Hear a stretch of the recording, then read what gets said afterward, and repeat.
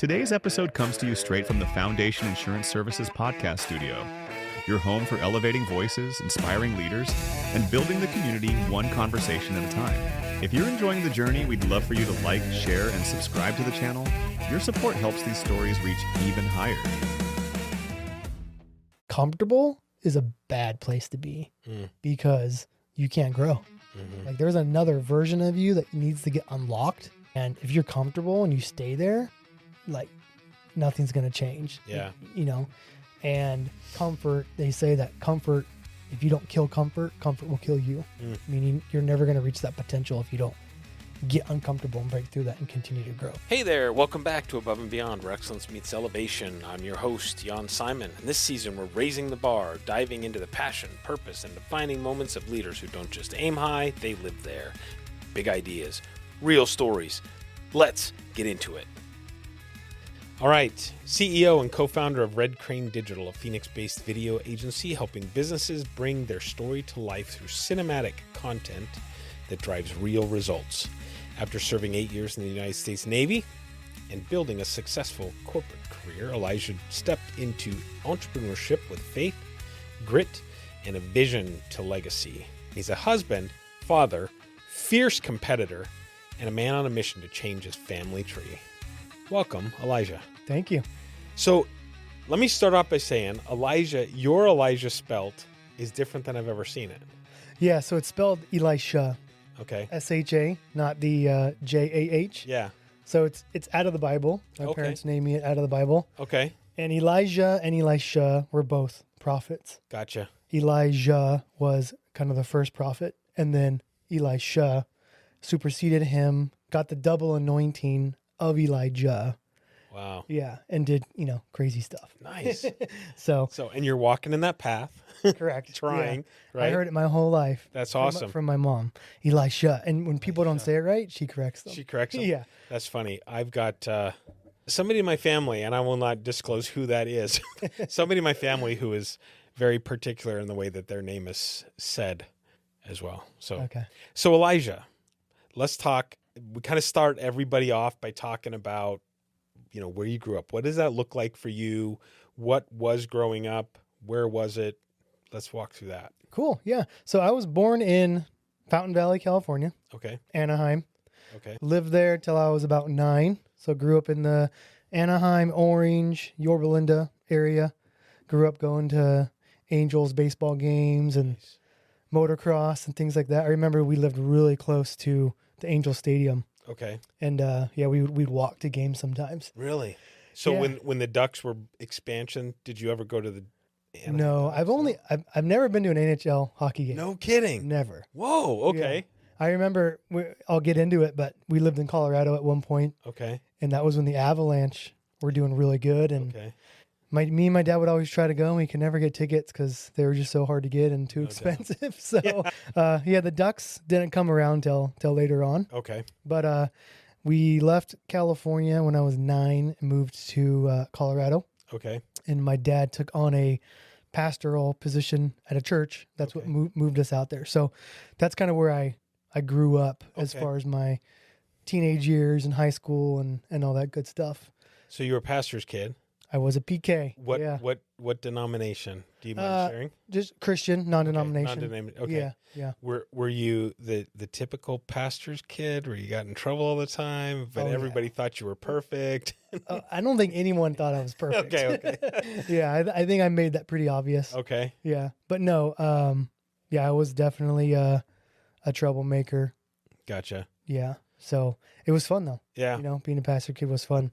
So 9 years old in California, uprooted to Colorado. Mm-hmm. You spend the rest of your formative years. Do they call it formative years? Your adolescent years in Colorado? So as soon as I graduated high school, 2 weeks later, that's when I went and joined the Navy. Yeah, so I joined the Navy technically, before I graduated, but my ship out date was 2 weeks after graduation. Okay. So I didn't really spend, any adult life in Colorado. I left, and it was really good.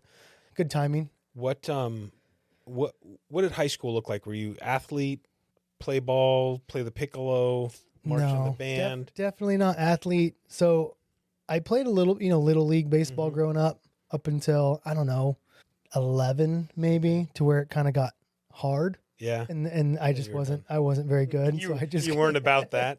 No. So I kind of lost. You have the stature interest. of a wrestler. I mean, you look to me like you should have been like a, 101 pound state champion or something. I get that a lot. Yeah. Well, yeah. A lot look of like most people assume that I wrestled, and when I tell them I didn't, they're surprised. Yeah. Yeah. But didn't really play sports after, baseball when I was like 11. Okay. My parents actually divorced when I was 13. Okay.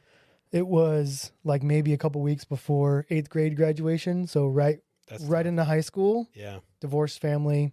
It was very tough. That's rough. So I went through high school, grieving and just trying to figure out life as a young teenage boy without really a father figure. I mean, my dad was in the picture, but I didn't live with him. I only saw him, every other week or something. And it was maybe just for a day. And we would go to the movies or go play miniature golf or stuff like that. So, I mean, even before the divorce, I was never really close with my dad. Okay. He was there, but he wasn't present. Yep. Very surface level. And we can get more into that too. But so high school for me was really, now that I look back, it was me like surviving and coping with. Were you in a the chaotic divorce. state then? I mean, were you, let's see, did you deal with things like ADHD or things like that? Or was it just really more just an unstable family life at that point? I think I definitely deal with ADHD. Never diagnosed. Okay. I think my mom refused to get me diagnosed. Get a label on it. Yeah. Yes, exactly. Tasmanian devil. Yeah. And I would tell her too. I would say, Mom, I think I have that ADHD or ADD. Back then it was ADD, right? Yeah. She's like, no, you don't have that. No, stop saying that. Stop saying that. So but I think I definitely have it and still have it to this day. But I've learned how to use it, right? I think it's a superpower. I don't think it's anything bad at all as long as you acknowledge it and then you know how to kind of navigate it. Yeah. But yeah, it wasn't really dealing with too much besides that. My mom worked like 2 or 3 jobs to make ends meet. I started working as soon as I was, like 14. I worked on a ranch, kind of like under the table doing stuff. And then as soon as I was legal age to work, I worked at a restaurant doing dishes. And then I worked at a Subway. So I've been working since day one. Early on. Never stopped working. So really, not too much like, no major trauma or anything crazy like that. It was just trying to figure out, coping with that.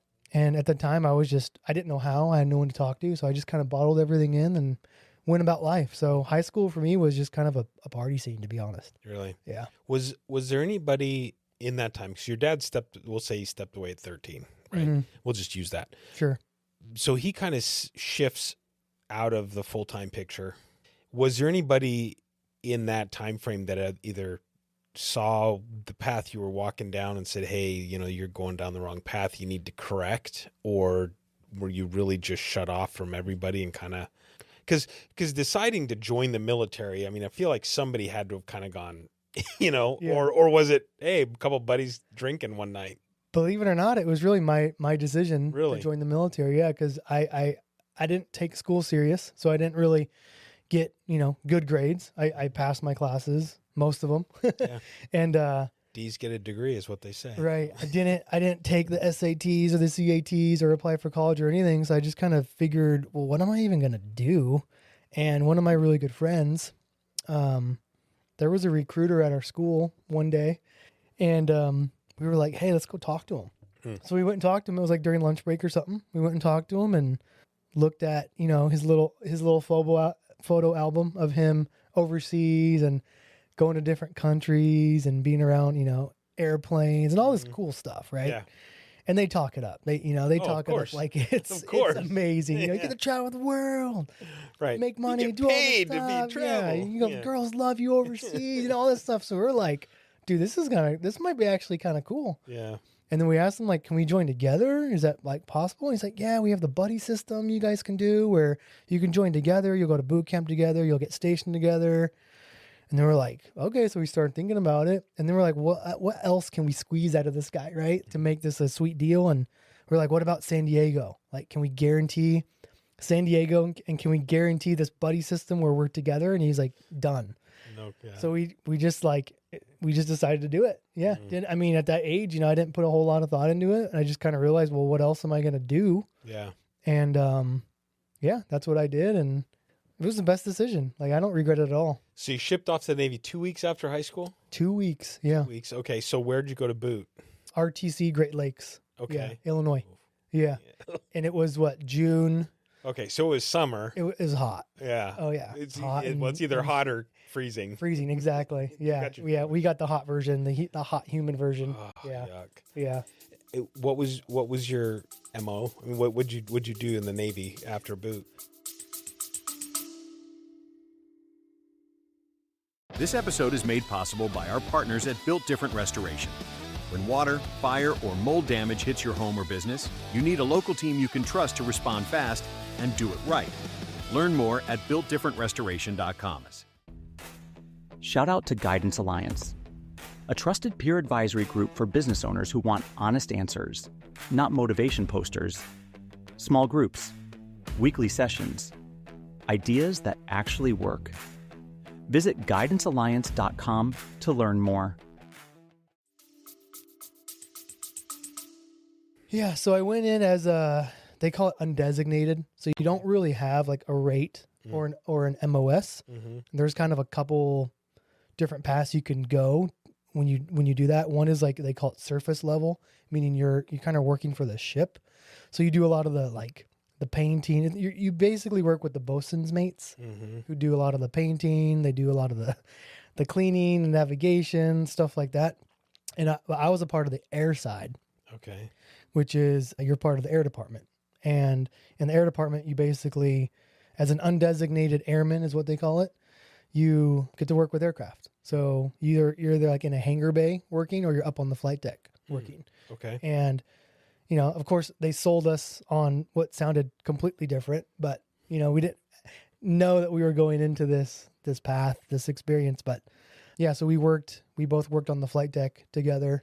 And, it was actually really cool because 2 weeks, or not 2 weeks, but the last week of, it's called A school. So you go through, 8 or 9 weeks, 10 weeks of basic training, and then you get shipped to your A school. And that's kind of where you learn your job, your MOS. And it was in Pensacola, Florida. And it was our last week, like down to our last couple of days. And we already had our plans to travel. We had our orders to what ship we were going to. And then we had travel plans to go back home to Colorado for 2 weeks together, me and my friend, and then meet the ship in the Persian Gulf where it was. But a couple days before we were going to graduate and do that, 9/11 happened. No. Yes, 9/11 happened. Shipped out right away. We were actually got, held down. We actually got locked down for almost a week. So like all our planes, tickets, all our travel got canceled, and we were locked down on base for almost a week. Wow. And then once they kind of started to lift it, they're like, okay, you guys can travel now, but you can't fly. You can't fly, and you can't take the bus, or you can't take the train. You have to take a bus. Okay. So we had to take a bus from Pensacola, Florida, all the way to Boulder, Colorado. Oh, and it took like a week. Yeah, it took it felt like a week. A lot of it stops probably was along like the way. 3 to 5 days or something, but it was horrible. It was packed. I remember at times we were like sleeping on the floor. It was rough. That's crazy. So we extended our leave at home from 2 weeks to 3 weeks because now we knew where we were going and what we were going to do. So we were like, let's extend our leave one more week at home so we can, live it up before we go fight, and, but that's what we did. And it was a really crazy experience. So being on the flight deck during that time, we were in the North Arabian Sea. So all this Straits of Hormuz stuff that's going on. We traveled in order to get to the North Arabian Sea. You got to go through the Straits of Hormuz. Okay. So I'm very familiar of what that actually looks like. I've been through them many times. But we were in the North Arabian Sea, and we were providing support to Afghanistan and all that stuff with the Marines and everything. And it was really cool to be on the flight deck because we got to see like a lot of the action. Marines getting shipped out, Force Recon, Navy SEALs, Harrier jets getting loaded up with bombs and coming back empty, and it was pretty crazy to see. Yeah. So Did you ever think you wanted to go Navy SEALs at any point? Not really. Really? Yeah. You didn't, no. you didn't have that desire? No, not That's really. interesting. So funny. So during the first Gulf War, I had a buddy, basically, and I don't know if this is true or if this is just my head thinking, someone along the way mentioned that them reinstituting the draft. Okay. When we were going to do the first Gulf War. Obviously, that was done and over in a day. But I wasn't in college. I went to school. I was taking time off of school. So I went and I wanted to go. I thought I'm going to go Navy because if I have to go someplace, I want a choice and I want to go Navy. Mm-hmm. Wanted to be a corpsman. I thought I wanted to try SEALs, that whole thing. Met with a recruiter. Yeah, no problem, blah, blah, blah. Went down to do the recruiting, the ASVAB and all that stuff is like a full day of just all of it. Down to MEPS. Yeah. Yeah. And the recruiting officer at the station was like, so one of the questions was, have you ever tried drugs? And I said, well, I did pot once in high school. Mm-hmm. Right. So he's like, okay, you can't be a corpsman. And I'm like, well, why? He says, because you're going to be carrying morphine on the battlefield and you're more likely to use it. I'm like, I tried pot once. I mean, come on. And I was stupid enough to say it, So we get in this heated little thing. And pretty soon he's like, well, you scored high enough on the exam. You could be a nuclear engineer. And I'm like, don't know what that is. Don't want to do it. Not interested. So we're going down all these things and he's throwing these different jobs at me. And he goes, well, look, he says, obviously you're struggling to make a commitment.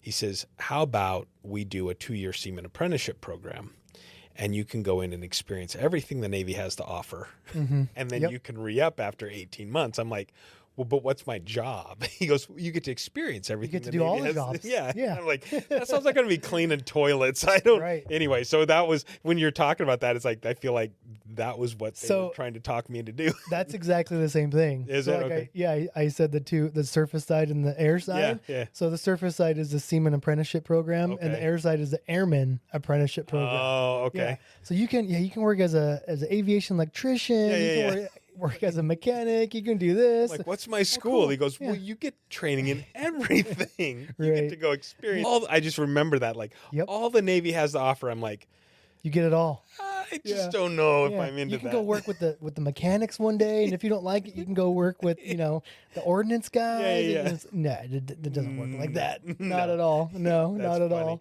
That's awesome. So 8 years. Yeah. And was that all pretty much spent in the Middle East with regards to deployments and stuff, or how? So I did. I mean, including my first tour when I got shipped straight there. I did a second tour, Operation Enduring Freedom, Operation Free in Iraq, and then I did a South American tour, which was like a humanitarian tour. Okay. But yeah, I was in that airman apprenticeship program for probably about my first 3 years. Okay. And then what I did is I realized what I wanted to do. So I didn't want to become an aviation bosun's mate. I wanted to become a aviation structure mechanic. Okay. So to get out of that, you basically take a test. Every 6 months, you can take an advancement test for a specific rate, as long as you qualify for the ASVAB. Mm-hmm.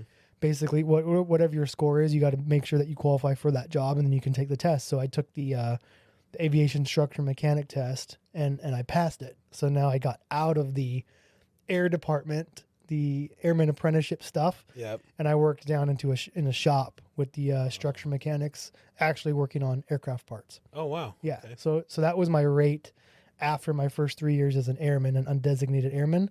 Then I became an aviation structure mechanic and worked in a shop working with aircraft parts. And then I did two tours on the USS Peleliu, which is now, I'm pretty sure they sunk it. They decommed it, and I'm pretty sure they sunk it. I did 2 tours there. And then after about 4 years, I transferred to like a shore duty rotation. Okay. And I was in a UH-60 squadron, so helicopters, search and rescue helicopters. Mm-hmm. And I was supposed to be there for 3 years, but then they changed the seashore rotation cycle for my rate. So it was 4 and 2 instead of 4 and 3. So when I thought I had a whole extra year, they were like, oh, you need to pick orders now. Oh, wow. You're leaving, to your next duty station. So I picked I wanted to stay in San Diego because I was married. I was married at the time. And I'm still married, but I had gotten married up until then. So First wife. yeah. And so I wanted to stay in San Diego. So my only options were like, I think the USS Boxer was kind of my only option. So I chose that. So joined the USS Boxer, was on there for, I don't know, another 2 years or so. And that's when I got out. And we did one humanitarian cruise down to South America. Okay. Yeah. So like El Salvador, Peru, and Guatemala. We stopped at. Yeah. Just did humanitarian stuff. Fixed up orphanages, schools. That's cool. Things like that. Yeah. You did that with the Navy? Mm-hmm. Yeah. Oh, wow. With the Navy. Yeah. Interesting. Yeah. And that was short. That was maybe 2 or 3 months. Okay. Yeah. What was your favorite thing that you experienced in the Navy? This podcast is powered by Above Par Network, where networking isn't about awkward mixers or endless pitches. It's about genuine relationships, real opportunities, and having a good time doing it. If you're ready for networking that actually works, visit AboveParNetwork.com. This episode is powered by 5 Leaf Financial, expert accountants, tax preparers, and CFOs who help you make smarter financial choices. If you want peace of mind around your finances, visit 5leaf.net. Man, my favorite thing, like looking back. So there's probably my favorite thing when I was in, right? Like in the moment. And then now that I'm, in my 40s and I look back, it's like, now it's changed, right? Right.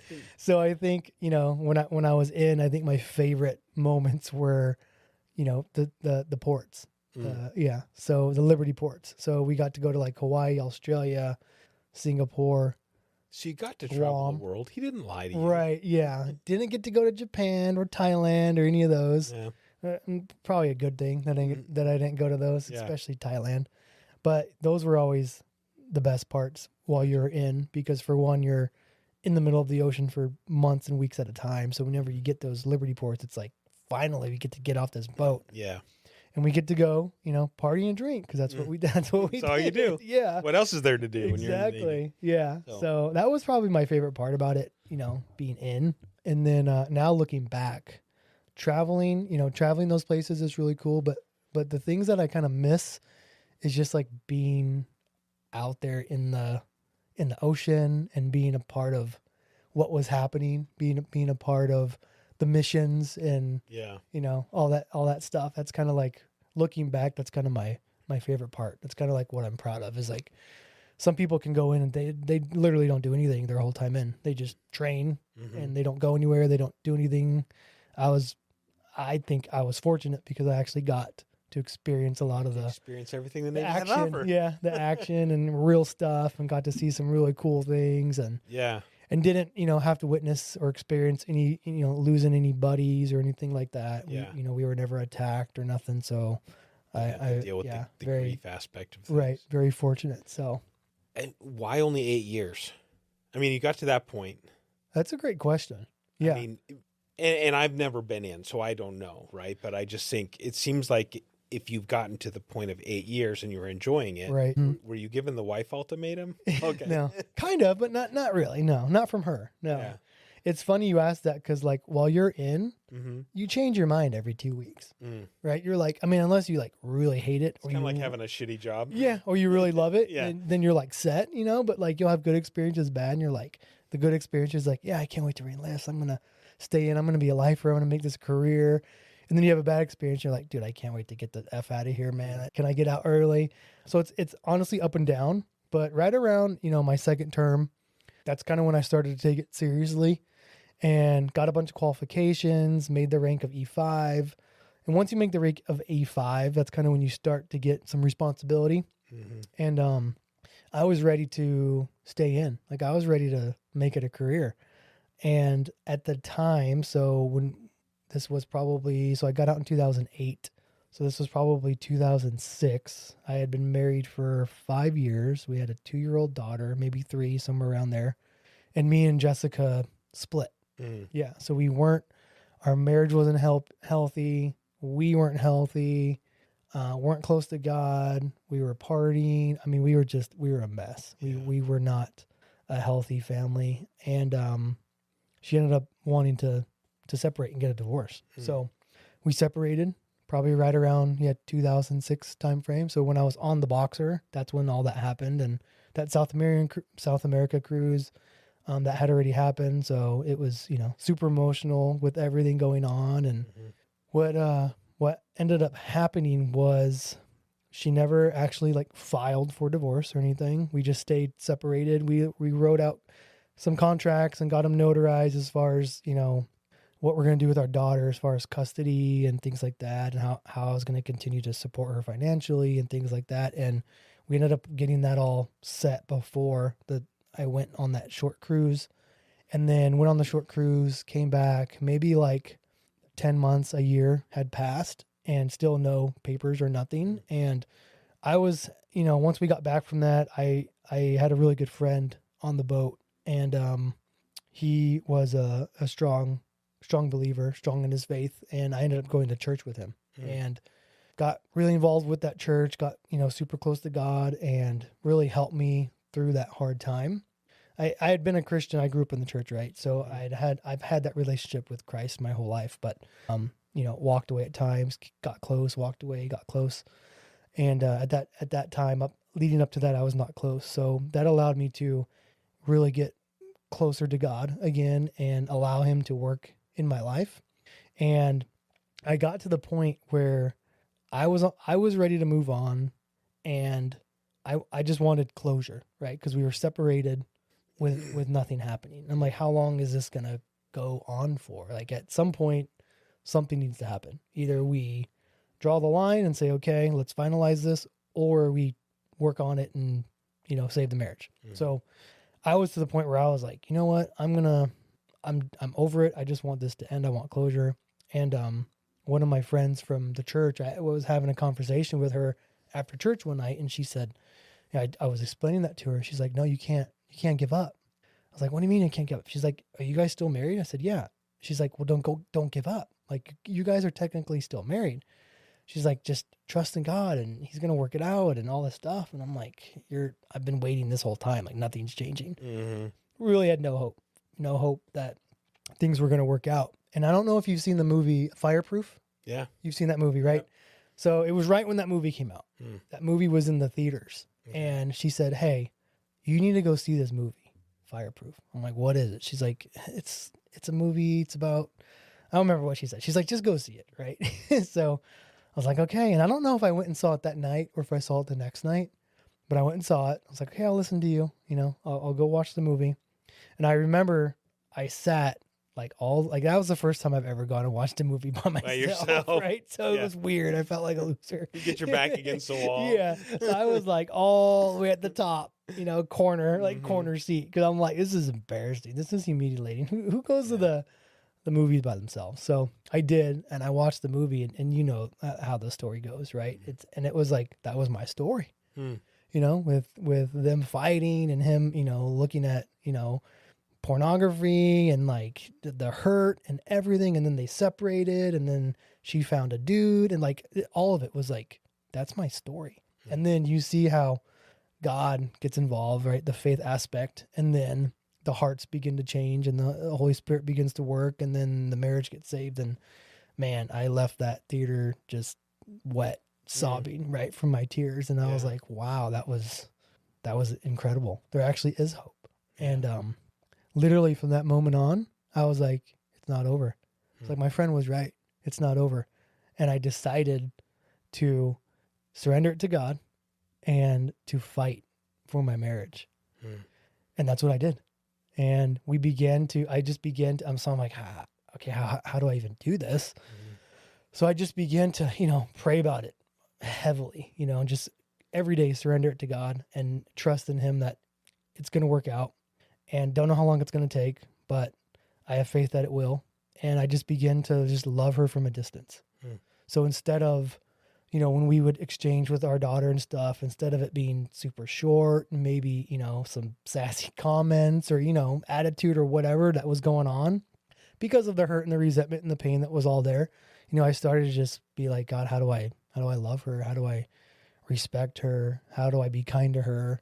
So I just started to do that, and then started to reach out to her and ask her like, hey, I'm not asking for us to get back together or anything, but like, can we at least have lunch as friends, or can we take Michaela, our daughter, to the zoo or to the museum or little things like that, right? So nothing at night, nothing date, things like that. It was all during the day, kind of friendship stuff. And a lot of it was evolved around our daughter. So it was like doing stuff together as, a family, even though we weren't a family. And this went on for probably 10 months. Wow. Yeah. So it was almost, it was 18 months to almost 2 years of us being separated. And what had happened is I actually had to like court my wife for, 8 to 10 months before we finally got back together and became, a family again and decided, okay, we're going to give this a second try. So it was a long time. It was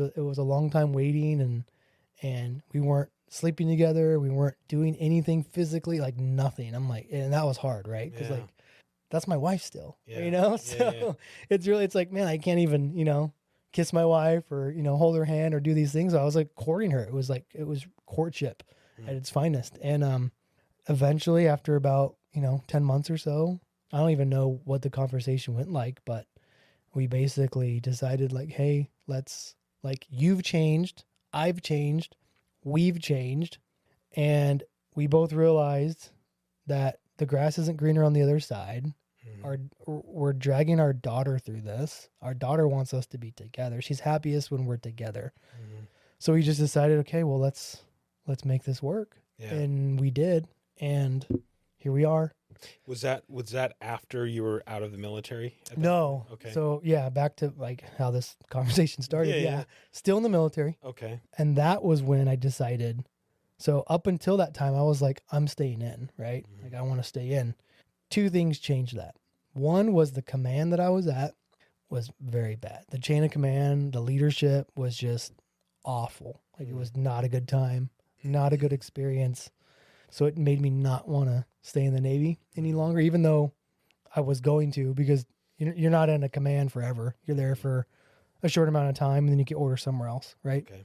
So that changed. And then I realized, well, if I want my marriage to work, I have to get out of the military. Gotcha. I can't stay in. I can't continue to be in this lifestyle because it's just the military is hard. It's very toxic. It's very hard on marriages and relationships. It's difficult for people to stay faithful. I mean, the separation aspect of your spouse, also your kids. It's not easy, right? Yeah.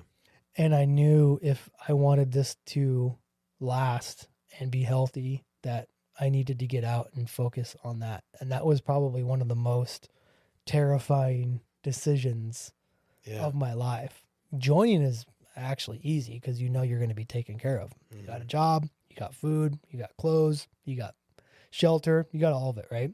When you get out, it's like, holy moly, I've been trained and groomed to think and act and behave a certain way and not really have to like take care of myself, like not have to worry about bills or when the next paycheck is coming or the medical bills or the dental bills or any of that. That's all just part of being in the military. So having to take all that on when you get out is very like overwhelming. It's very scary.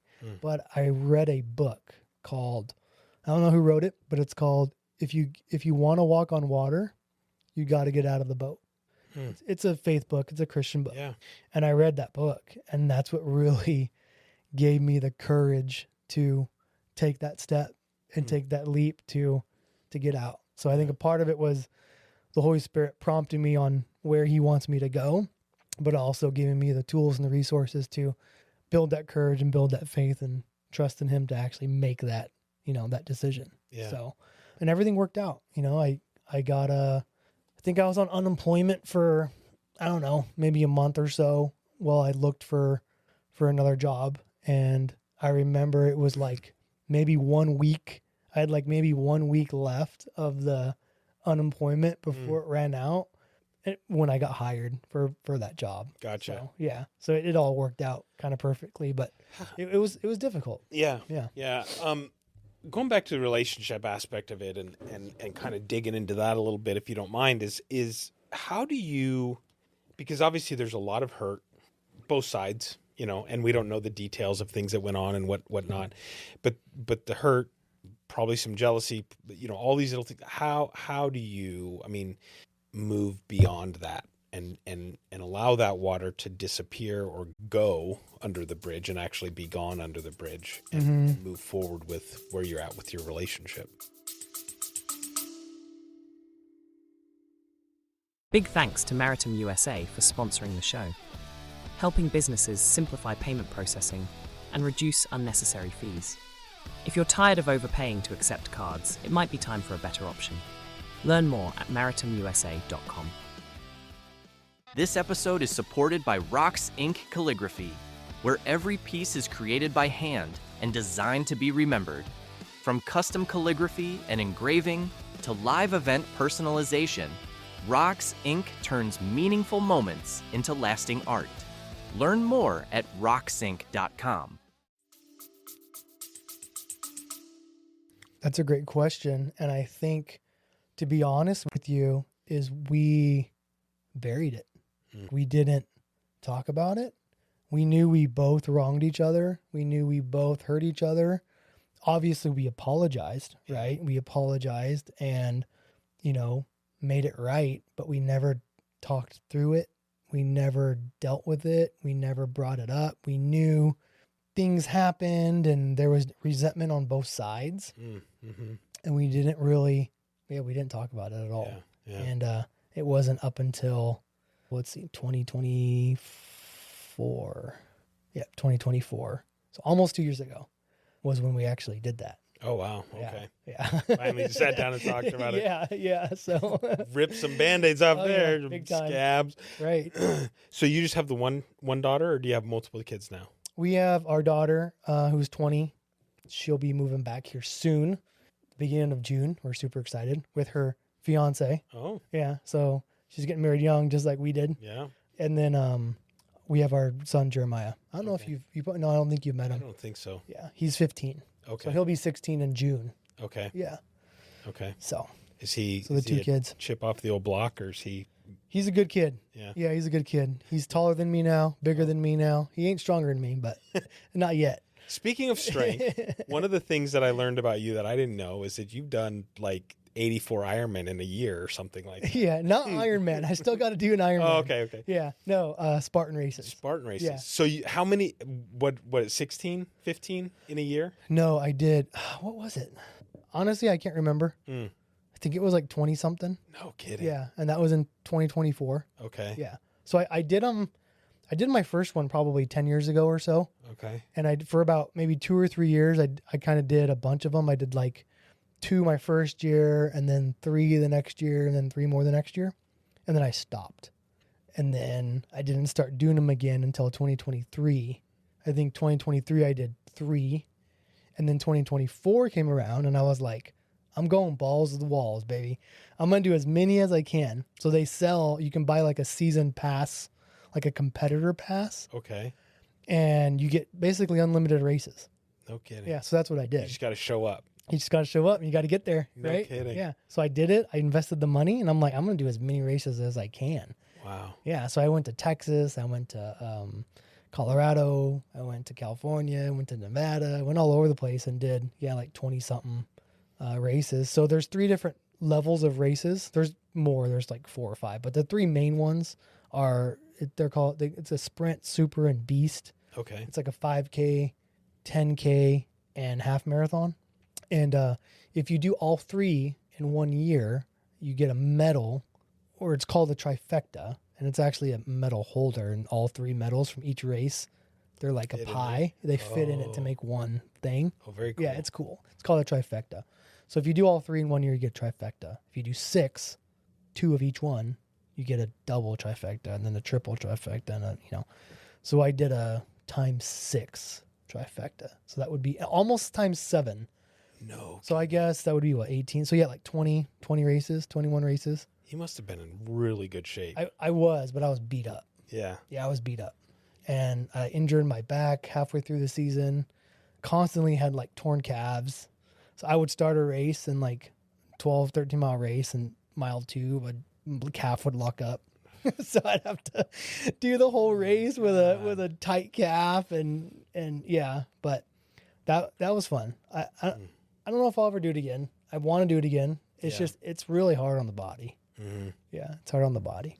And I've wanted to do one. And it's interesting because when I was in I wrestled in high school, wrestled in college, played football, and then fought forest fires for 6 years. I was in such good shape. And now I look back and I think, God, if I could even get halfway back to that body, you know, but I've thought about that, but I don't know that like my joints and stuff, I got shoulder problems and, you know, everything else. It's like, but I think about it's like the competitive nature in me would be like, oh yeah, you'd love it. Yeah, you'd love it. It's addictive. I'm sure. And it's a great experience, and it's a great community. If anyone's, you know, watching this knows, they know. If they've done one, they know. It's just a really positive environment. Everyone's like cheering for you. They're helping you. They're encouraging you. They're friendly. Everyone's happy to be there. Yeah. So it's just a really cool experience. Was there a specific type of training that was the best to get you ready for that, or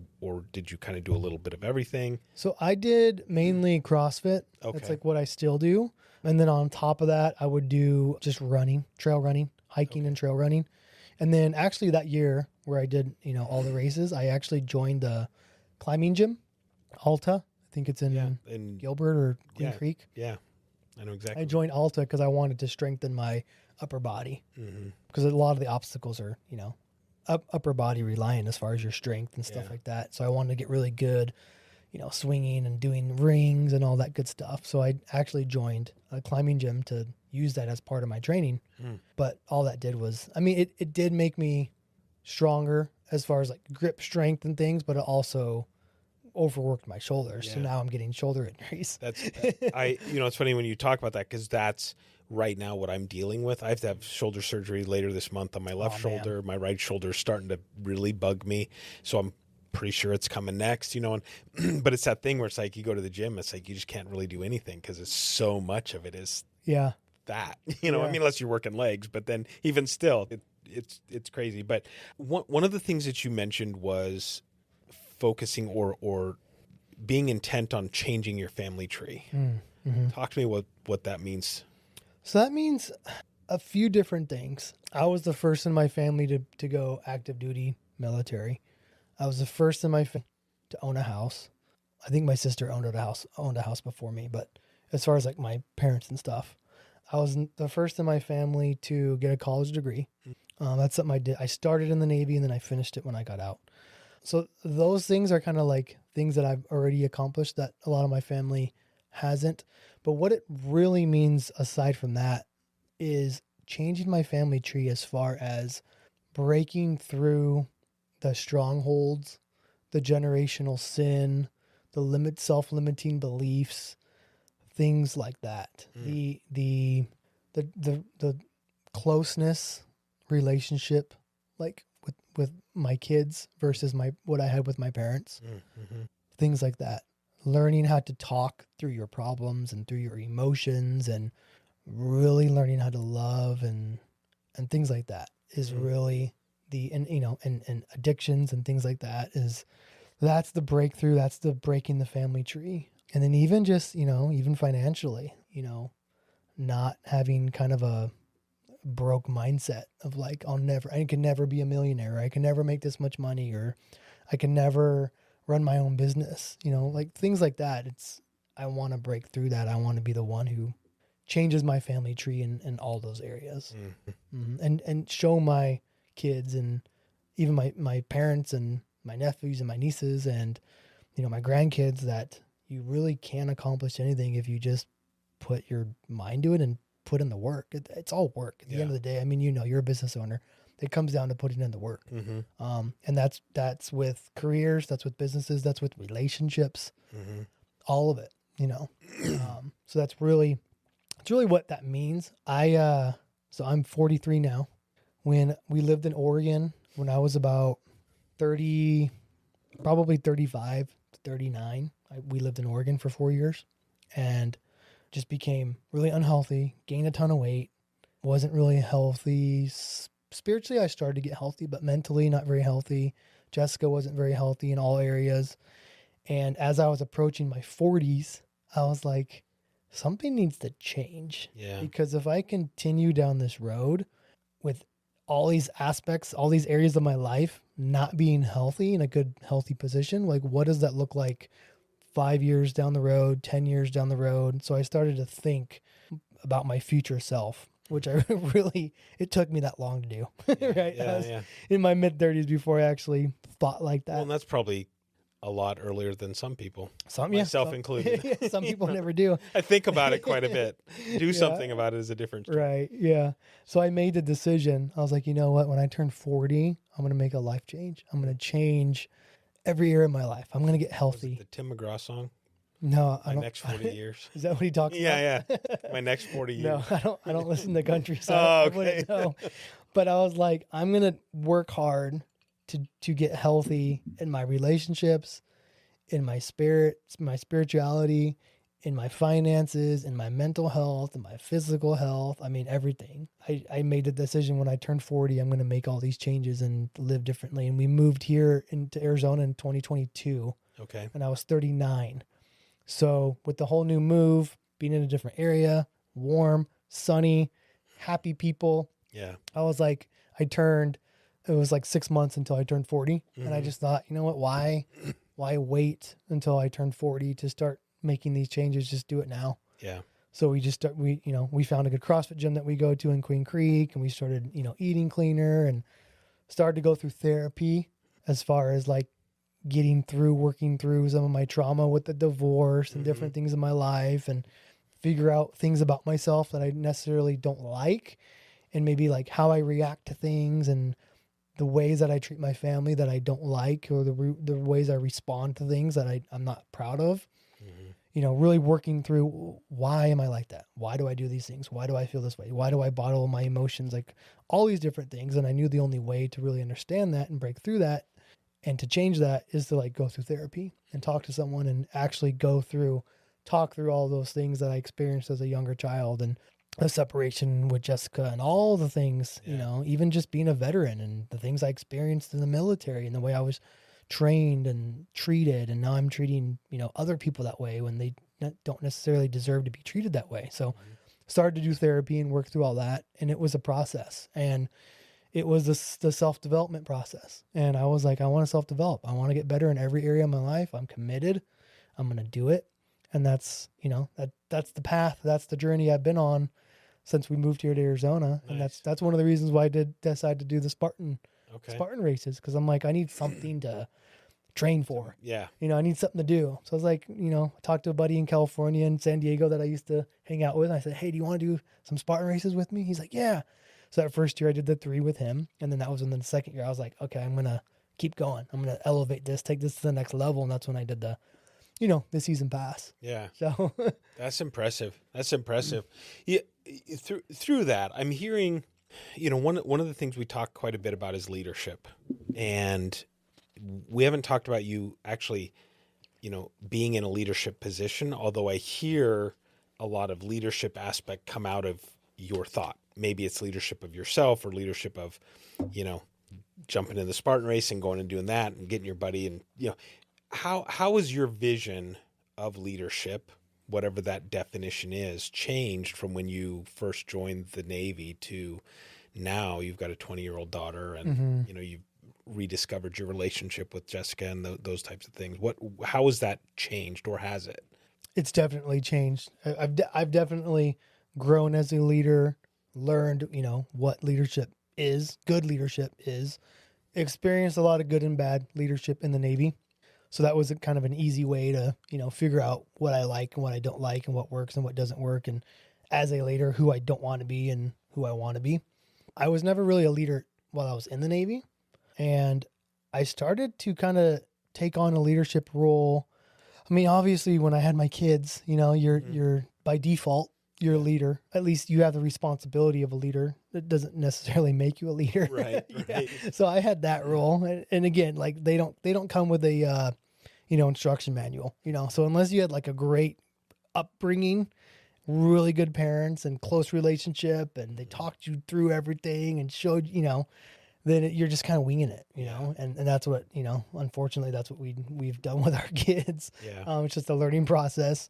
But I started to get into like a leadership role when my daughter started playing softball.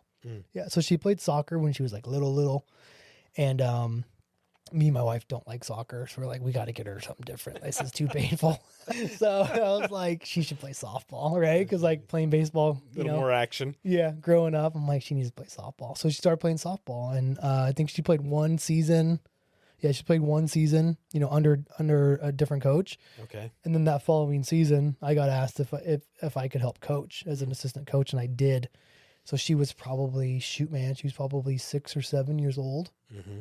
And I coached her from that point. I coached her all the way through till she was 14. Oh, wow. Maybe 15. Okay. But even before that, we were doing CrossFit in San Diego, and we were part of a really good CrossFit gym, and got really involved with that. I even competed in that after I did it for maybe 2 years, and really got the movement down and got really strong. I started to compete in little local kind of CrossFit competitions around the San Diego area and stuff. And the gym had a competition team that they would, train you. You just had to show up and they would train you, and you just had to commit to the training because you're representing the gym as a competitor, right? Yeah. So I started doing that, and then I began to grow a love for the sport of CrossFit, and then became a coach. So have you ever done CrossFit? No. No? No. So every class has a coach. Okay. And the coach will, usually guide a warm up. They'll do a warm up, some stretching, and then they will go over whatever the workout is. They'll break down the movements, show you how, the correct form, and make sure that if you're not very experienced, they'll make sure that you're not doing too much weight or any weight at all. Sometimes they want to make it safe for everybody, and they'll coach everyone in that class, through the workout. And then the workout starts, and they're coaching you, and they're pushing you, and they're motivating you. And it's a really great, again, a really great community to be in, really positive environment. So I started as a CrossFit coach. So I got certified. You have to get certified through CrossFit. You got to take a class and pass a test and get certified. So I got certified, and I started coaching. And I didn't do it too long, like maybe 6 months or so. And then that was when they needed me as a coach for softball. So I actually had to give up coaching CrossFit, which also was second income, which was nice because now I had, more money coming in, doing something that I love to do. So it really wasn't work. I was there anyways. Yeah. So I had to give that up to coach my daughter's softball. So that was really when I first started, as a leader. But even then I didn't really look at myself as a leader. I looked at myself as a coach, right? Like, I'm just going to help these people get through this class. I'm going to help these girls play a sport. Yeah. I'm not going to help them develop.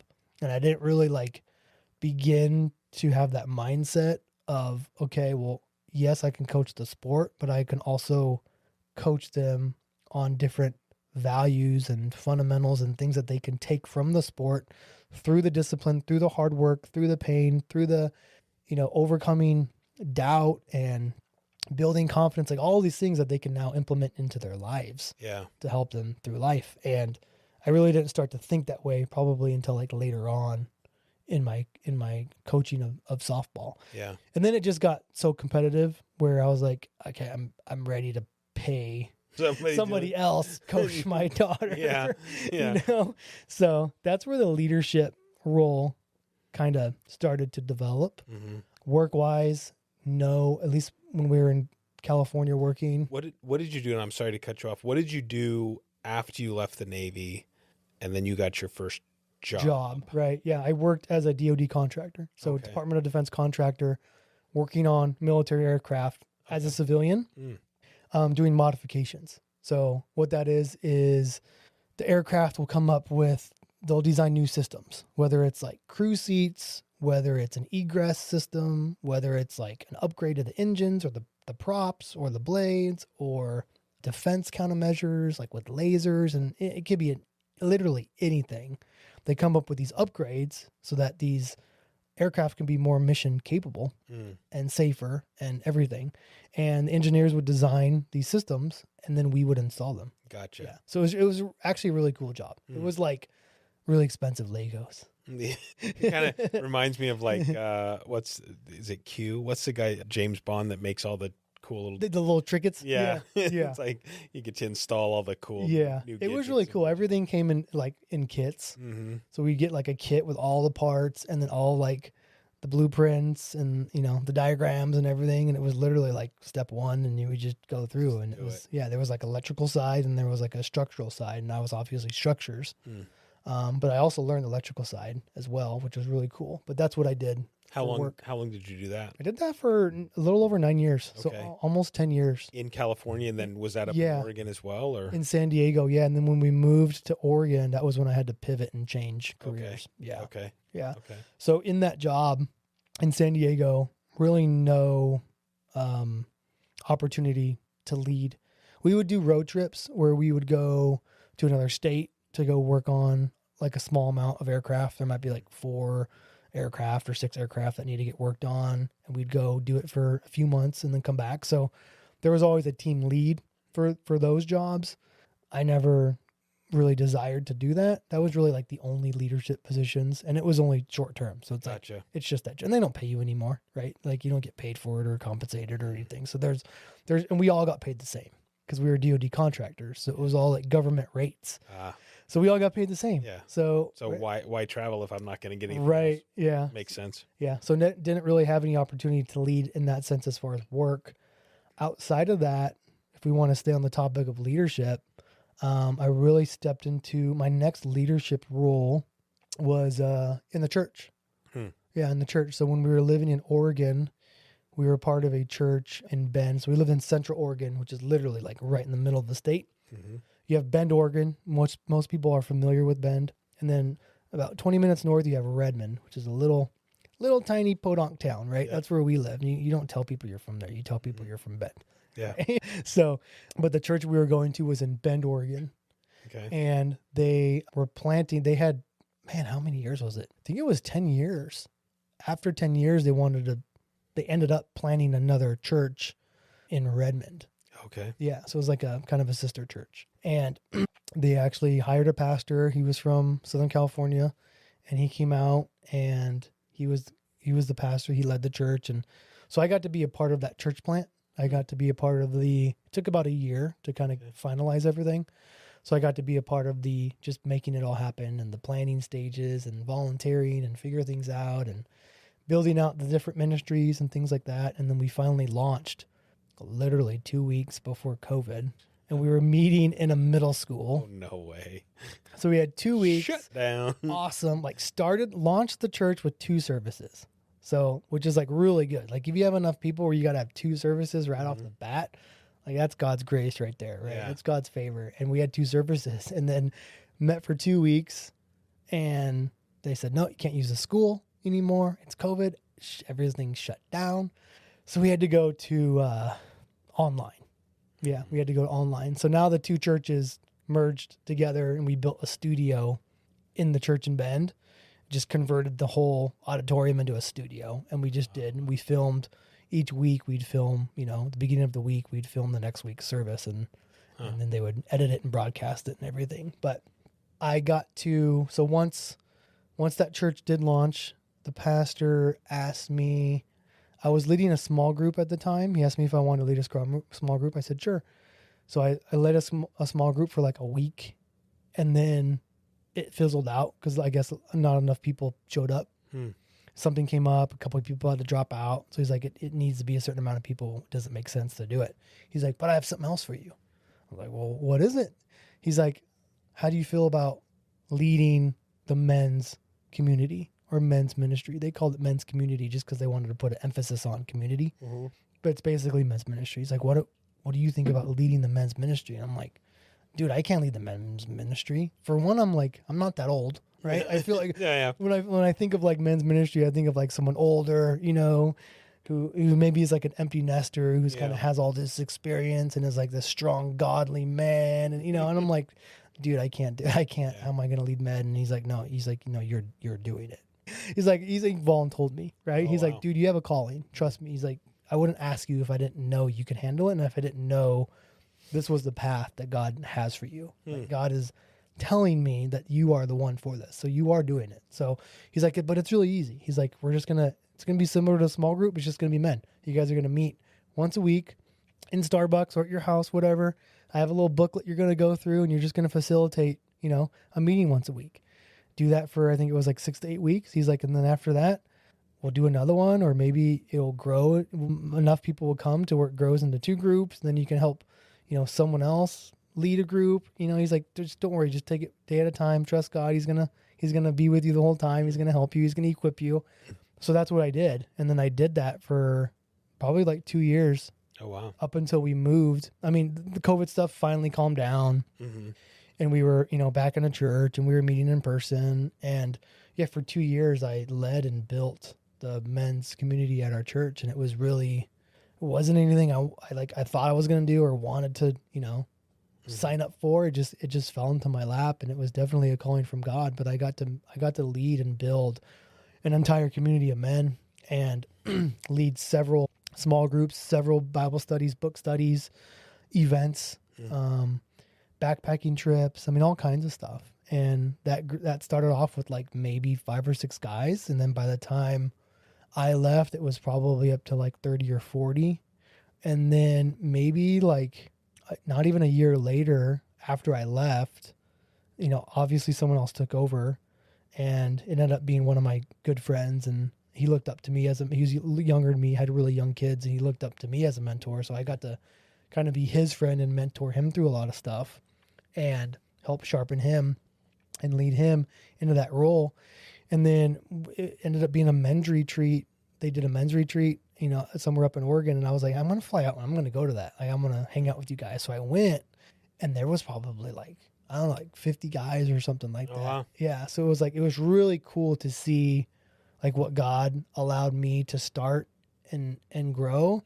Even when I left, he continued to work, and it grew like even more, like none of it was anything I did. It was all me just being a vessel and allowing him to kind of work through me and being just saying yes to the calling. Right. But that was when that was kind of when I finally accepted, like, okay, I think I'm a leader. Like, I think it's clicking. It's clicking now. Yeah. Well, there's different types of leaders, right? I mean, there's quiet leaders, people that are meant to lead, and people can see that in them, but they don't necessarily see it in themselves. And there's leaders that are more like the general, right? The robust guy puts himself out there. He's like, I'm the man, type of thing. Yeah. I want to get around to the digital stuff, because you obviously now have Red Crane Digital. Mm-hmm. That's the right name, right? Yeah. Crane. Yeah. Red Crane Digital. Like all of a sudden I'm like, you got it. Is that the right name? You got it. At what point did you get introduced to that? Because obviously flight mechanic, engineer, yeah, whatever that title would be, to, working in the church and doing stuff, and I'm assuming probably doing some other little things along the way. But at what point did you get introduced to the video stuff and make that pivot into full-time entrepreneurship? It's kind of a cool story, and it all comes back to, I should say, the self-development journey, right? So me and Jessica, my wife, we've been on this self-development journey since the time we moved here. It's like, okay, well, what does the best version of ourselves look like, in all these different areas? And we just kept pushing towards that and disciplining ourselves towards that.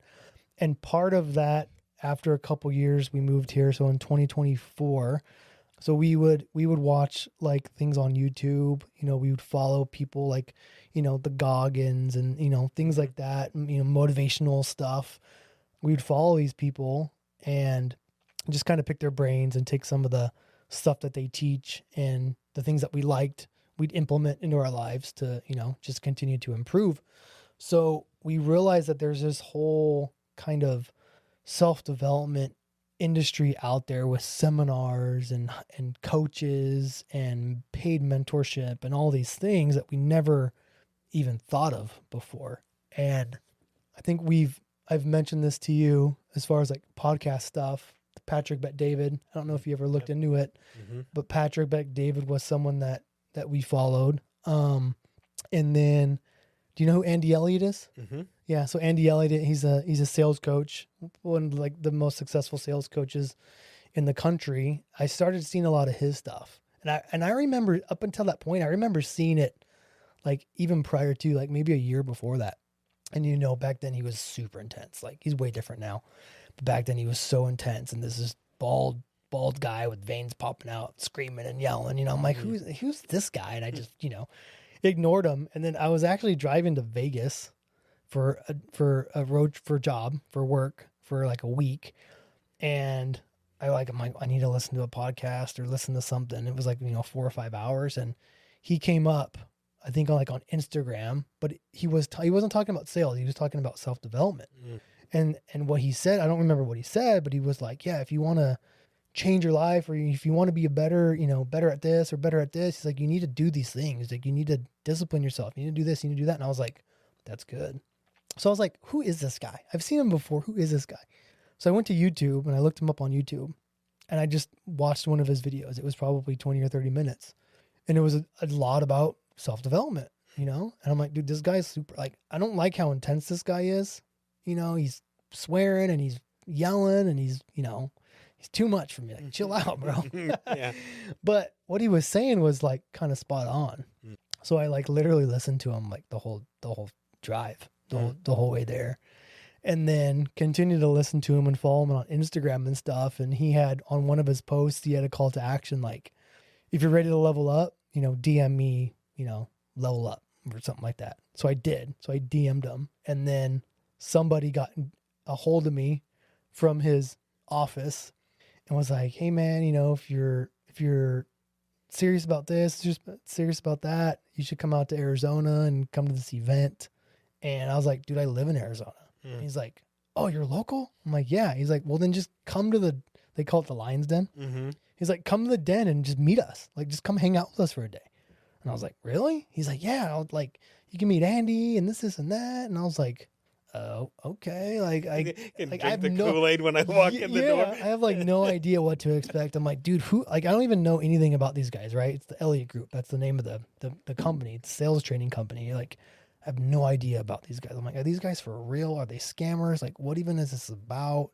So I did. So I, like maybe a week later, I set up a time to go up there and met with them. And they all were like really super cool people, like super genuine.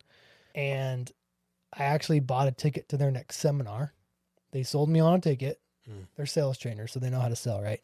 They're master closers. Master closers. Yeah. So they sold me on a ticket to a seminar. And Patrick Bet-David was the guest speaker for that seminar. So I was like, well, that's awesome. Yeah. Amongst several other speakers that were there. So I went, and that was the first time I ever invested money into myself as far as self-development, you know? And it was a lot of money. It was a VIP ticket. It was like $5,000. You know, Jessica was like, dude, you're crazy. Yeah. I'm like, well, I feel like I need to do this. Like, I feel like this is the next step. I feel like if I want breakthrough and I want to reach that level, I'm like, I have no idea what's going to happen. I don't know what I'm going to learn, or like, I have no idea, but something just kept pushing me to go. And I did it. So I bought the ticket. I spent the $5,000. I went. It was amazing. So the day before the event, they do a workout, or they did a workout, like a big group workout, because they're huge into fitness. So they're also about, you know, personal development. And if you want to be good at sales, if you want to be good at anything, you need to love yourself and treat your body well. You need to be in shape, and you need to have, what do they call it? Moral authority, you know, to where when you walk in a room, you look put together. You look like, okay, yeah, I'll take advice from that guy. Like, I won't take advice from this guy, but I'll take advice from that guy, kind of thing. So they're big into like fitness and taking care of your body and things like that. So they do a workout. Before the workout, my rep, who was the person I was contacted with, who I was in communication with, he was like, hey, are you doing anything today at like noon? I'm like, I'm working, but I can probably leave work early.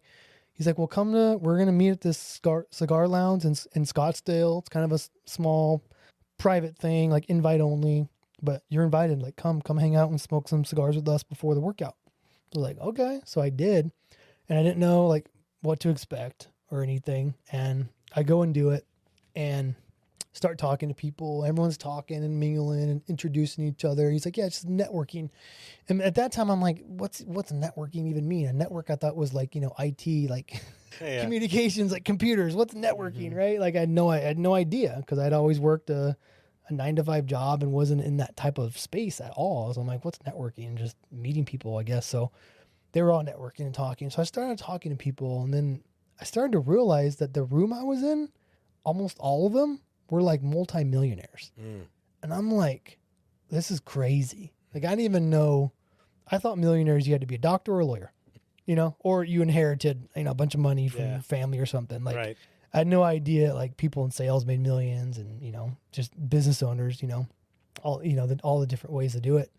And I'm like, this is kind of crazy that I'm like having conversations with like millionaires. Like that was like, whoa to me. Like I never thought that big. Right. Yeah. So like going back to the changing my family tree, like my family's kind of the same way. Like we just never thought that big. And to be honest, I think most of society doesn't think that big. If you tell somebody, hey, are you ever going to make $1 million? They're going to say no. Yeah, right. I wish, right? Yeah. And that's just kind of the culture and the mindset. So I want to break out of that. But anyways, that was my first experience being around those people. So they did that, did the workout, did the event, went through the whole day of all the training and everything, took tons of notes, and then went to the VIP party. And again, I'm just meeting, like, now I get it. Now I'm like, because they kept saying, you're one handshake away from completely changing your life. Yeah. They're like, people will come to these things and they'll spend, $5,000, $2,000, whatever level ticket they buy. They'll spend the money. They'll watch the seminar. They'll be like, yeah, this is all good. And then they just won't do anything. They won't meet anybody. They won't get anyone's number. They won't even take notes. And if they do take notes, they won't even look at them when they go home. So I started to get it. And I'm like, well, I don't want that to be me. Like, I invested a lot of money into this. I want to like get out of this as much as I can. So that's when I realized, well, I need to start just having conversations with people, even though I'm not a business owner. I'm not in sales. I have nothing to offer these guys. They really don't have anything to offer me because I'm already in a, multi-6-figure career. Like I'm good. I'm comfortable. I don't need all this. I just want to level up personally, as a person. So I just started networking and it like after that event, I went home and I was just like mind blown. I was like, holy crap. Like all these people were super cool. They all were super friendly. I mean, it's kind of like APN, right? I mean, there's a lot of successful people. Yeah. And no one has egos. No one has pride. Like it's all friendly, you know? Yep. And if we can help each other out, we do, we don't really ask for anything in return, right? Yeah. So the rule of reciprocity. And, I go home and I try to tell Jessica and she's just like, okay, like you can't explain. You can't explain an experience like that. You can't. No. You're right. You can't. So my rep was like, hey, why don't we schedule a time for you and your wife and your son to come up here so they can meet us and they can kind of see, what we're about and kind of get a feel for the energy and things like that. So that very next weekend, there was another event going on and we went up there for free and hung out for a few hours and talked to, who is now like one of my mentors, even my son's mentor, talked to him for like a couple hours and shared our story and she got to kind of see that. And then they invited us to another seminar, which was a couples mastermind. And so Andy and Jackie's his wife, they built at that time, it had been 3 years and they built a 9-figure business in 3 years. Sales training. Yeah. Wow. In 3 years, built the team, everything. We started with nothing. So they did it together, husband and wife team together as one. And that's the whole weekend of the couples mastermind is that's what they kind of go into is like, if you're trying to build something great and you're married, if you guys can get on board and do it together, he's like, you're unstoppable.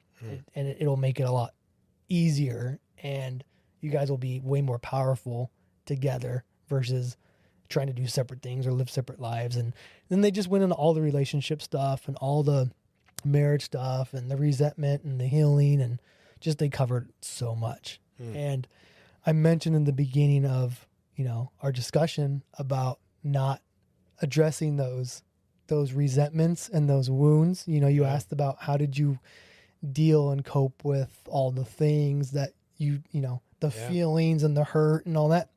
After that event, was when all that surfaced. Yeah. Okay. Because we learned from what they taught us is like, if you guys are going to do something, if you guys want to be like the best version of you guys, like as one, as a couple, as a family, as a unit, like you can't have secrets, you can't have resentment, you can't have any of that stuff. You need to talk it through. And I realized that, and I was like, man, there's so much stuff, right? There's like so much stuff I haven't told her that I've done, that things that I've done to hurt her that she doesn't even know about, and vice versa. And the ride home, it's in Fountain Hills, so we live in Queen Creek. It's like an hour ride home. We talked the whole hour ride home, and stuff came up. And then we got home, I don't know, late, and then we literally sat in our room till like 2 or 3 in the morning talking about all these things, and all this stuff came up, and things that I honestly never would have thought. I wanted to tell her and confess to her and share with her, but I honestly never thought that the day would come where I'd have the courage to do it. And if I did, who knows what the outcome would be? Is she going to freak out? Is she going to divorce me? Like these things, right? And no, like we shared stuff with each other, and it was healing, That's awesome. And we were able to apologize and forgive. And it comes with a whole workbook that you go through. And we went through some of it. And like, just from that moment on, our marriage has been like rock. That's powerful. Rock solid. It was already good. It was really good. At that time we were married 21 years, 22 years, pretty healthier than a lot of our friends, a lot of our, our parents, like our siblings, everything. We're good. And we both had really good jobs. We were super comfortable. And that was the problem. That was one of the takeaways from the seminar, was like, comfortable is a bad place to be because you can't grow. Like there's another version of you that needs to get unlocked. And if you're comfortable and you stay there, like nothing's going to change. Yeah. And comfort, they say that comfort, if you don't kill comfort, comfort will kill you. Meaning you're never going to reach that potential if you don't get uncomfortable and break through that and continue to grow. Yeah. So that was really what got me like thinking of the self-development and then investing into myself as far as like, continue to grow, continue to self-improve. And then after that couples mastermind, seeing what they built, their 9-figure business that they built in 3 years, I was like, well, what are we going to do? Let's not do the same thing. Let's not like try to make a 9-figure business, but let's at least do something like of our own. And going back to that first event that I attended, talking about like millionaires that I met, that I had conversations with, some of them were 20 years old. Yeah. Some of them were 19, 20, 21 years old who did like, media stuff, kind of similar to what we're doing, and different things in sales and things like that. And I'm like, dude, these are just kids. Like they're our daughter's age, and they're already making over $1 million a year. That's insane, right? Yeah. So it got us thinking. I'm like, none of these people are any different than us. Like we're all human, and most of them are like high school dropouts or college dropouts. Yeah. Most of them. Yeah. That's the funny thing. I'm like, it's not like these people are smart. Right. They just went against the grain. Yeah. They weren't going to settle for mediocrity, and they weren't going to settle for average. And they went down a different path, the path that the path that everyone told them not to go down. Right. The path where they're like, oh, you're crazy. You can't do that. You can't, you're going to fail. That's stupid. That's where they went and they succeeded. And they probably used a lot of that negativity as fuel. Right. Right. To fuel them. Yeah. Yeah. But we started to realize, well, we're not dumb. We're smart people. And we know that when we're together as one, me and Jessica, like we're pretty unstoppable. Like we're a power couple if we put our, our minds and everything together. So we decided, all right, well, let's figure it out. Let's do something. Don't know what it is. Let's do something. And we actually got into wholesale real estate. Okay. Yeah. So that was the path that we decided, because like we knew we wanted to get into some kind of sales, but it's like, okay, I can't sell solar. I can't sell anything I don't believe in. I don't believe in solar. I don't believe in, putting people in debt, tens of thousands of dollars for a car that they can't afford. I don't believe in trying to sell people on, a new roof when they don't need it, like all these things, right? So I'm like, I can't sell these things because I'm not passionate about it. There's no conviction. I'm like, what else can we do? And I was like, real estate's not bad. Like that's one of those things that's pretty honest, and you know what they can afford and what they can't afford, you know? And then we heard about wholesale real estate, and what we heard made it sound really easy. Like it sounded real easy. I'm like, it was easy. Everybody be doing it. Right. So it sounded really easy. Yeah. Like, yeah, you can find a house that, is someone needs to sell it, really quick, or they're in a bad situation, or it needs a ton of work, and you can, basically get it under contract for super cheap, and then you can sell it for more to an actual investor. And then you take, it was all explained to us, and we were like, that sounds pretty easy to do. So we did it, and we invested. We wiped out our savings, and we invested in a coach. And between the coach, the marketing, everything, it was like 20 grand. Right. So we're like, we're going all in. We're doing this. Yeah. Right. And that was like our emergency fund. And up until this point, we had worked really hard to get out of debt, to build an emergency fund. And we were throwing, thousands of dollars on our house extra each month. Cause we're like, dude, we're going to get our house paid off by this year. We're going to get out of the rat race. Oops. And that's what we were doing. And then we just, discovered, well, we could continue to do that, or we can go pursue our dreams, and take the risk. So that's what we did. Yeah. So we emptied our emergency fund, our savings, and invested in a coach, and did the wholesale real estate for 6 months, maybe 8 months, closed one deal, made $1,000. Yeah. It shouldn't even have closed. By the grace of God, it closed. We made $1,000, which is nothing, right? We lost so much money. And then we finally realized, you know what? I don't think wholesale's it for us. I don't think even real estate is it for us. So we're like, well, what do we do? And I didn't want to quit. Jessica was like, it's okay to have a failed business. It's okay. And I'm like, my competitive nature. I'm like, no, it's not okay. Our coach told us the only way we're going to lose is if we quit. We can't quit, So I'm like, I don't quit. I don't give up, I couldn't do it. And it just got so overwhelming where I was like, you know what? I think you're right. I think maybe we pull the plug on this and pivot and do something else.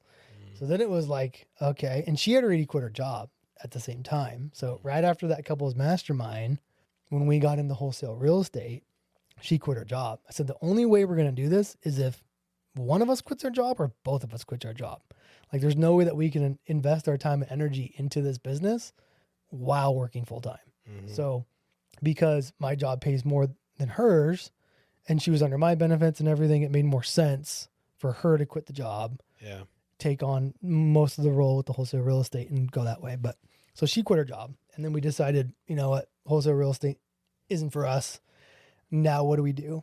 And she's like, well, if I need to get a job, I'll get a job. I'm like, no, you're not getting a job. We're not going back. We're not going backwards. We're going to keep moving forward. And we were just kind of like, well, what do we do? And at the time, our son, Jeremiah, we had been pushing him to start his own. We've been pushing him for years to start his own business. And he did the neighborhood, he called it J&S, Jeremiah's Neighborhood Services. And it was dog poop. Oh, yeah. Trash cans, weeds, whatever he could get, excuse me. And he did that for a little bit, but because it was door knocking, he'd go knock a few houses and then I'll say no. And he'd be like, I'm done. I'm like, dude, you can't let no's stop you. You just got to keep going. You got to keep going because you're going to get the one yes, And then that person, you do a good job, that person's going to refer you to their friends and their neighbors, and it's just going to start growing. But he was young. He was 14 at the time. So then I told him, so we were going to a lot of these different seminars. Even within the wholesale real estate, we started to go to those types of seminars to learn and to grow in that niche, in that industry. And what we discovered was there was a lot of media people with cameras and stuff. And we told Jeremiah, we said, dude, why don't you start learning how to operate a camera? Because you could probably start a video business or something at a young age, filming for somebody and then producing content for them, And he's like, okay. So we had some old cameras that we had back in the day, and he started using those, and he would take it with us when we would go. He'd come with us and he would film and do things. And we kind of built out a whole business plan for him, and he never did anything with it. Yeah. And then I was like, all right, I'm going to help you. So we're going to invest in some camera equipment and we're going to do it together. And I think this was before we pivoted to the Red Crane. We were still doing the wholesale real estate. We started this, and again, he did it for like a week, you know, and then he like lost interest. So now I'm like, have all this stuff. He's not really doing it. And also at the same time, our church that we were going to, I volunteered for like to be a part of production and a part of video. Okay. Because it's always been a passion for me. It's always been a hobby. It's always been a passion. It's something I do just on the side for fun. Never monetized it, never sold anything, never made any money off it. Just did it for fun. Mm-hmm. There's a huge creativity side of me that gets unlocked, and I get fired up with it. I get locked in, you know, in the zone, and I just go with it and, you know, have a really good time filming and making videos. And so I wanted to do that with the church because I was like, I want to serve with the church, but I don't want to like hold a sign. You know, I don't want to be an usher. I definitely don't want to work with kids. Mm-hmm. So I'm like, what can I do? So I was like, can I be like run a video camera or like help do the social media, you know, or be part of production? I'm like, yeah. So I started doing that. And the person that was the creative arts director at the time was really had a lot of experience in it. So he was showing me all kinds of different skills and strategies and ways to control the lighting and the settings on the cameras and editing tools and all these things. And so I started doing that. And then that was when we decided, you know, right around the same time was when we decided maybe wholesale real estate isn't for us. What are we going to do? And I was like, why don't we do something in video? You know, I'm like, we have some good camera equipment. I'm already doing video for the church, so I'm learning. You have always had a lot of experience with social media. You've had some experience with marketing. Why don't we do some kind of video, you know, marketing agency where we can like do content for people, or we can do online ads for people, or, you know, so we started brainstorming, and then we were like, that's it. That's what we're going to do. So that's kind of how, I'm morphed into it. Yeah. How it just came about. And it all happened. Like, we didn't take a lot of time thinking about it. It was like a pretty quick decision. And then we just went all in on it. So talk to me a little bit about those services now that you provide. Yeah. So, we provide a little bit of everything, to be honest with you. Mainly, I guess if I were to say like ideal client wise, we like to work with service companies who are open and willing and wanting to leverage social media as far as building their sales funnel, getting them out there so that people know who they are, so that they're the authority in their industry.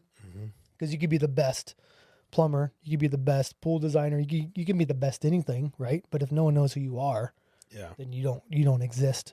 So what is everybody doing? They're on their phones, right? So they're scrolling, ads are popping up, things like that. So we knew that there's a huge need for it. It's an easy way to market, and kind of that's what we do. So we help service businesses build their social media.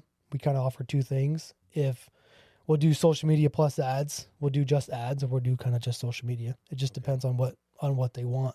Gotcha. But basically what we'll do is we'll, you know, use our creativity mindset and ideas, and help create content for businesses so that they can post it and they can, you know, spread their awareness of who they are, build their brand, and really become the authority, you know, in their industry, and convert all that to leads. So running ads works really well because there's always a call to action. So when people, you know, DM or fill out a form, you know, that's a lead coming in, and we set up, you know, the back end stuff for that sales funnel. We build it out through a CRM so that when those leads do come in, there's some automation set up to where they're getting DM'd right away. They're getting responses right away.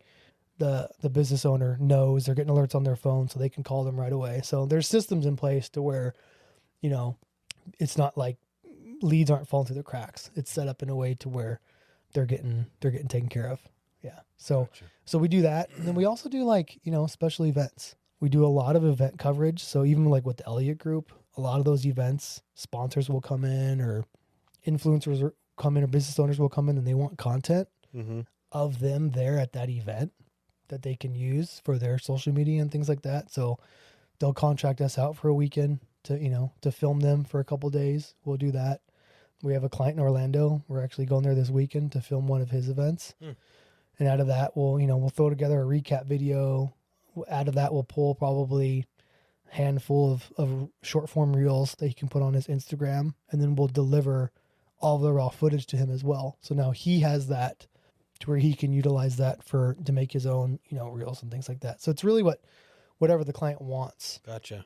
As far as their level of like, hey, I want everything. Like, I want you to do everything. I want you to do my YouTube, do my Instagram, run ads, do this. Some people just want, raw content, and they have an editor that they use. So it just kind of depends on what they want. But we do a little bit of everything. Gotcha. Yeah. Where do you go from here?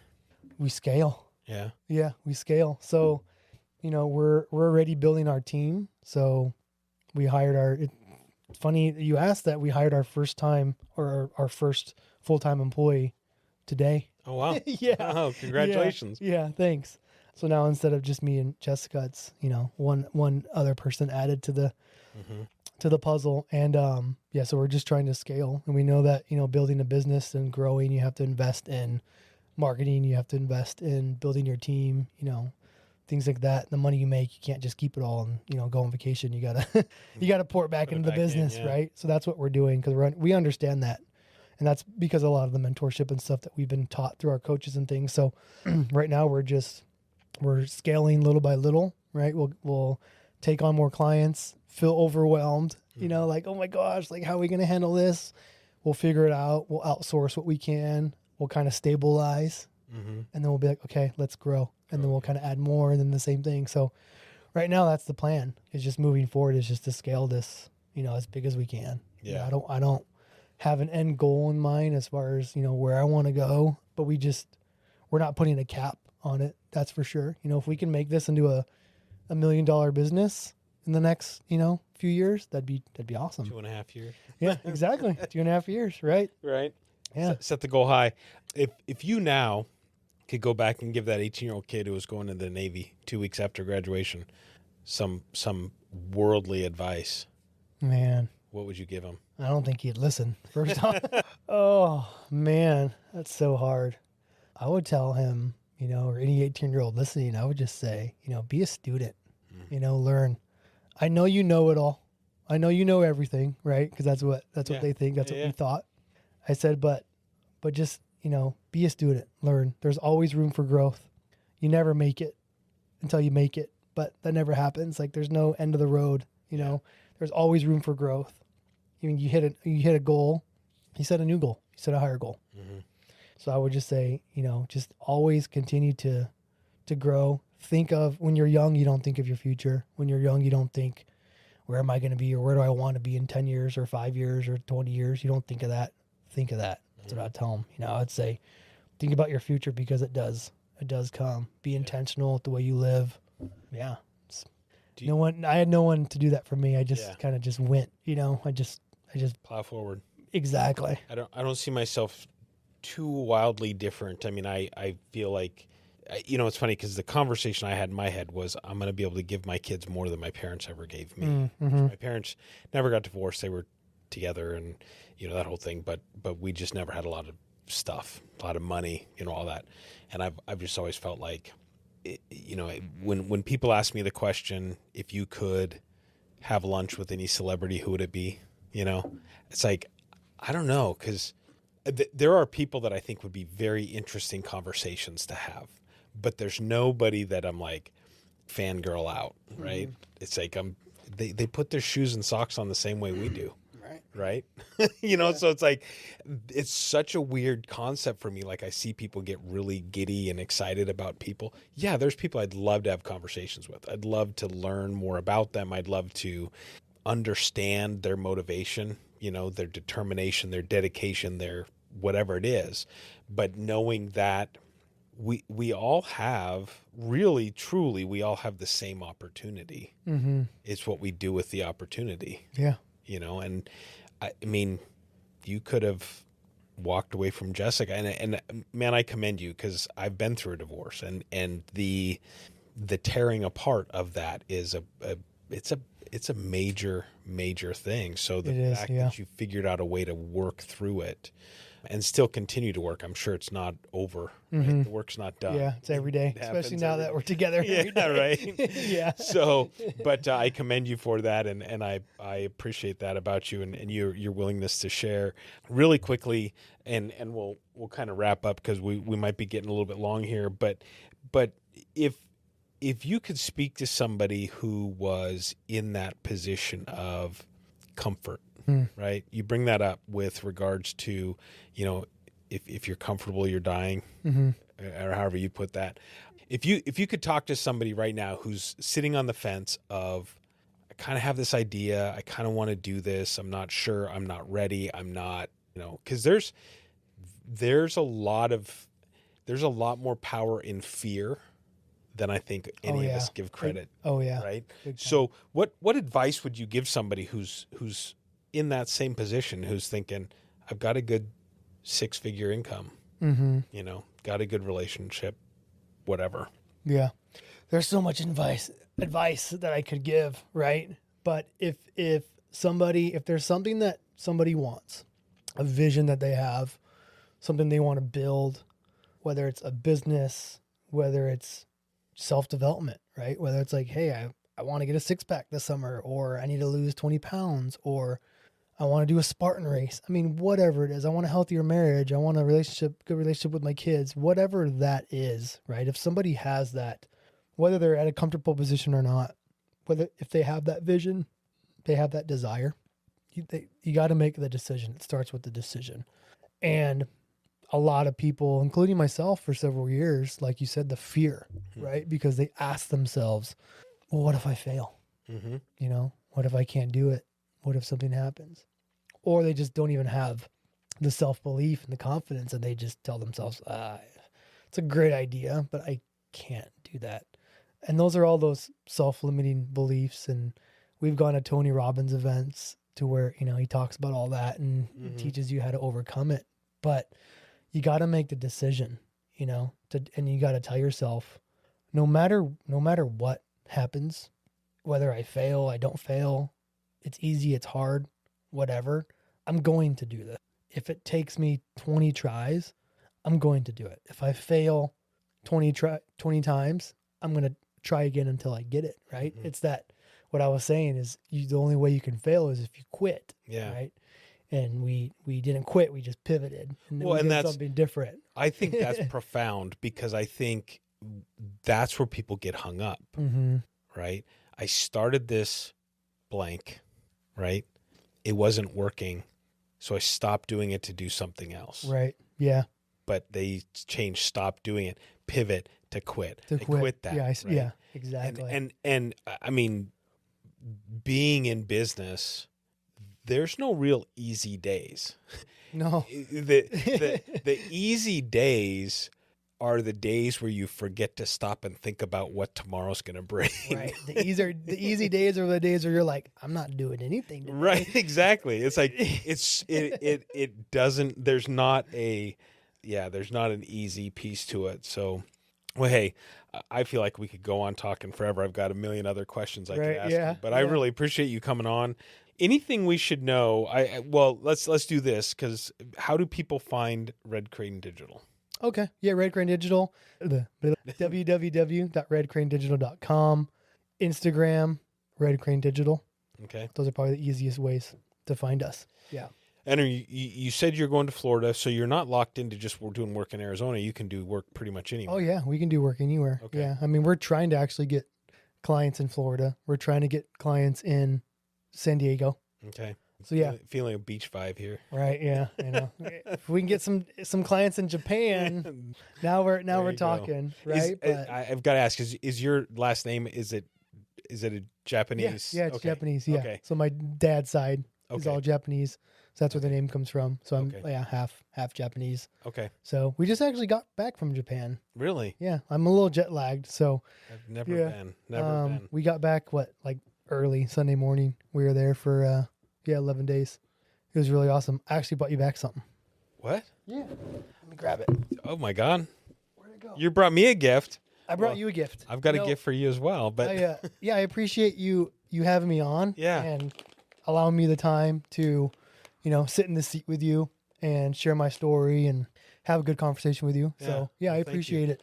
But yeah, a couple of things in here for you. You can open it. Okay. Too. Yeah. I can open it here. Yeah, open it. Okay. So, open it live. Yeah. This is crazy. No, I mean, this is pretty cool. Got some golf balls. Yeah. Golf balls. Yeah. So those are, I don't know what you hit, but I like Pro V1s. Yeah, no. Yeah. And they're actually Japanese. Everything's better in Japan. I say, I'm telling you. will they fly better for me? Yeah. That's all I want. Yeah. Straight and long. Right. Yeah, you're going to be like, I played with a Pro V1 before, but these Pro V1s are much better. Yeah, yeah. So I'll give you the story. So those are pancakes from 7-Eleven. The reason why I bought you pancakes from 7-Eleven Okay. is one, because those are delicious. They're Okay. amazing. So they have butter and syrup like inside of In it. them? Yeah. So you just heat it up in the microwave for like Okay. 20 seconds and then just eat it. Oh and my they are like so good. This would be gone tomorrow. But oh yeah, it'll be gone tonight. But the reason why I thought of that, the story behind it was last time we met, we were across the street, right, at Liberty Station. Yeah. And you asked for some kind of pancake. I don't remember what it was. Yeah. You asked for like some specific pancake, and they're like, "We're out." And you were like, "What do you mean you're out?" We were like, "Y'all must really like those pancakes," because he's letting them know, right? Do that all the time. He's like, "What do you mean you're out of pancake? I don't know what else I'm gonna eat." So I'm like, you know, That's awesome. he likes pancakes. That is These awesome. are different than probably what you had over there. No, that's but cool. These are, those are dangerous. So but 7-Eleven in Japan. oh, it's so amazing. You know what's They got what's really good funny quality food. is whenever we go to New Jersey, because Christine's family is from New Jersey, we have to stop at Wawa, which is basically like a QT. Okay. Okay. Yeah, but people would say better than QT, but we have to stop at Wawa and get soft pretzels and hoagies, which is like a sub sandwich Okay. Yeah. Nice. from Wawa. Wawa. It's like, Do they have that in Florida? I don't know. It They sounds- might. it They sounds might. familiar, like It's I've seen it. It is an East Coast thing. Yeah, they But- might have it. But anyways, well, hey, since we're doing gifts, I got a gift for you. Everybody Oh, comes on the sweet. show, Awesome. gets a Oh, gift. thank you. You get a challenge coin Nice. for coming on, and I have these glasses made for everybody. Obviously, you can drink whatever you want out of it, but it says I went above and beyond on the glass, and then on the back side, it's actually Rocks Ink calligraphy. Roxy Sagat, who actually was on the show, personalizes them for everybody who comes on. Oh, that's awesome. So, you Well, can thank you. Yeah, I appreciate that. or whatever. Yeah.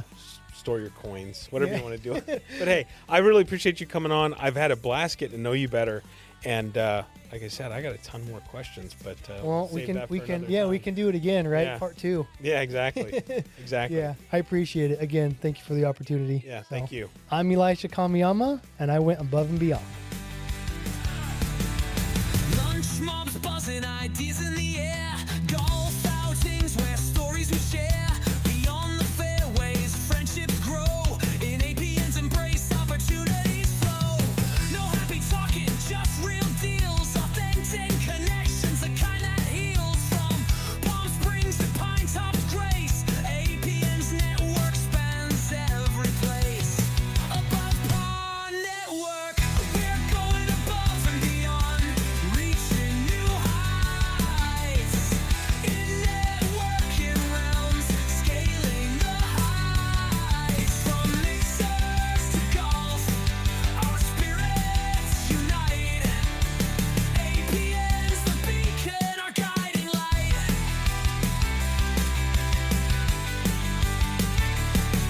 So here's to APN, where dreams align. In every connection, a chance to shine. Above and beyond, we'll always strive. In APN's network, we truly thrive.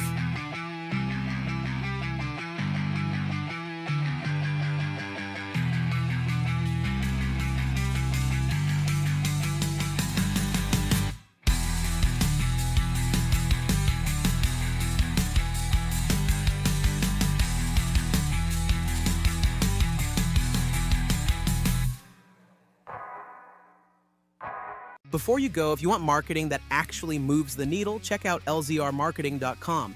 Expert marketing solutions for your business.